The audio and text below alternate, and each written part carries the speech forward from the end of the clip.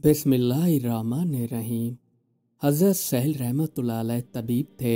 इन्होंने तबीब का पेशा इख्तियार किया हुआ था। जब ये ज़िक्र इलाही में मशगूल हो गए तो इनको ज़िक्र इलाही में लुत्फ़ आने लगा और ये काफ़ी अरसे तक रियाजियात और मुजाहिदात में मशगूल हो गए।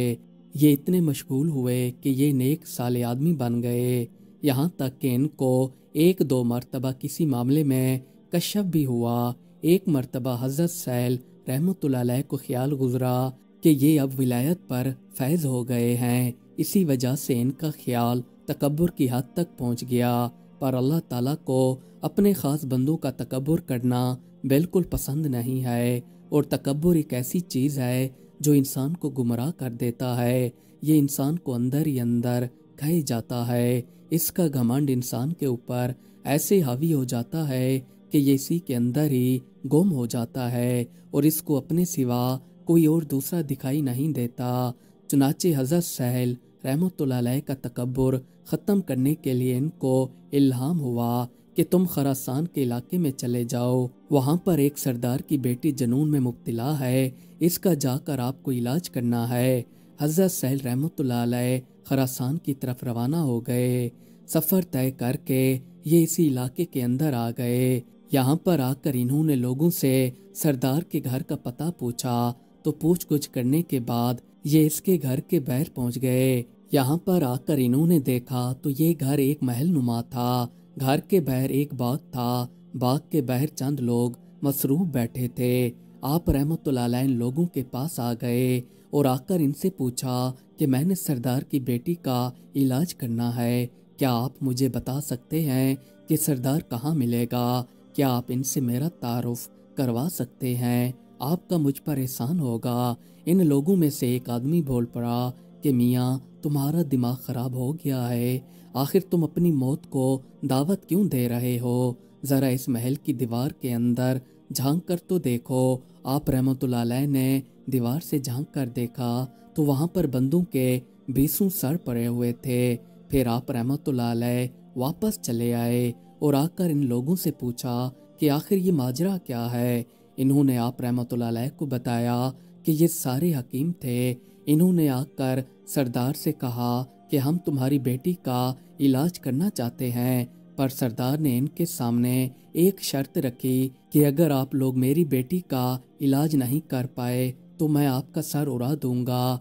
ये सारे लोग इसकी बेटी का हर मुमकिन इलाज करते रहे। सारे टोटके आजमाए गए पर फिर भी ये नाकाम रहे और शर्त हारने की वजह से सरदार ने इनके सर उड़ा दिए। अब आप ये सब कुछ देखने के बाद भी इस लड़की का इलाज करने के लिए राजी हैं तो हमें कोई एतराज़ नहीं है, तो हम आपका सरदार से तारुफ करवा देते हैं। आप रहमतुल्लाह अलैह ने फरमाया कि हाँ ठीक है, आप मेरा इनसे तारुफ करवा दें, मैं तैयार हूँ। मुझे इनकी सारी शर्तें मंजूर हैं। ये लोग आप रहमतुल्लाह अलैह को सरदार के पास ले आए। यहाँ पर सरदार चंद आदमियों से बात कर रहा था। जब ये लोग सरदार के पास से चले गए तो सरदार ने आप रहमतुल्लाह अलैह को बैठने का इशारा किया तो आप रहमतुल्लाह अलैह बैठ गए।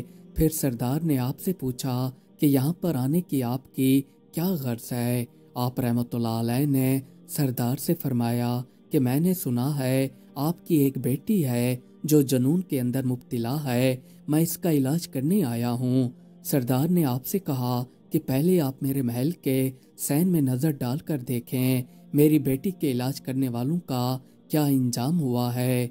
आप रहमतुल्लाह अलैह ने जवाब दिया कि मैं ये सारा मंजर देख चुका हूँ, फिर भी मैं आपकी बेटी का इलाज करने के लिए तैयार हूँ। सरदार काफ़ी हैरान हुआ कि ये काफ़ी पहुँचा हुआ तबीब है जो ये सारा मंजर देखकर भी मेरी बेटी का इलाज करने के लिए तुला हुआ है। सरदार ने अंदर पैगाम भेजा कि मेरी बेटी को तैयार किया जाए, एक हकीम इसका इलाज करने के लिए आ रहा है। चुनाचे जब खबर पहुंची तो कुछ ही देर बाद इतला दी गई कि शहजादी तैयार हो चुकी है, अब आप लोग अंदर आ सकते हैं। सरदार और हकीम दोनों जब शहजादी के कमरे के करीब पहुंचने वाले थे तो उसी वक्त शहजादी ने अपनी मुलाजमा को पुकार कर कहा कि मेरा निकाब ले आओ ताकि मैं पर्दा कर सकूं।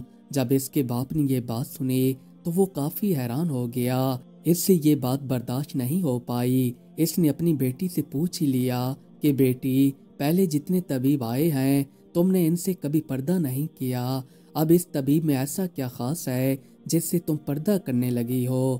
اس کی بیٹی نے جواب دیا کہ جو پہلے آئے تھے وہ کوئی اور بندے تھے، جو اب آیا ہے یہ کوئی اور بندہ ہے۔ سردار نے جب بیٹی کا جواب سنا تو کافی حیران ہو گیا۔ حضرت سہیل رحمت اللہ علیہ لڑکی کے پاس آ کر السلام علیکم کہا تو لڑکی نے وعلیکم السلام اے پسر خاص کہا۔